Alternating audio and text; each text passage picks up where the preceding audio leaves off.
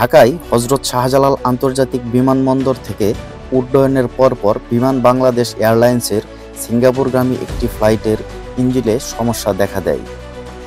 শুক্রবার সকালে বিমানের BG584 ফ্লাইটে এই ঘটনা ঘটে। ফ্লাইটটি বোয়িং 737-800 মডেলের এয়ারক্রাফট দিয়ে পরিচালিত হচ্ছিল।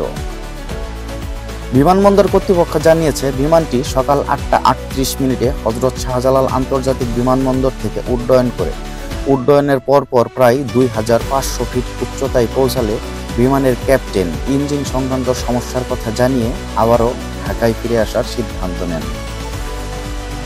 পরবর্তীতে বিমানটি সকাল 9টার দিকে নিরাপদে অবতরণ করে। বিমানে 154 জন যাত্রী এবং 7 জন ক্রু ছিলেন। সবাই নিরাপদ ও সুস্থ রয়েছেন। অবতরণের পর সংশ্লিষ্ট কর্তৃপক্ষ দ্বারা রানওয়ে পুনরায় পরিদর্শন করা হয়, তবে সেখানে কোনো অনাকাঙ্ক্ষিত বস্তু বা পাখির চিহ্ন পাওয়া যায়নি।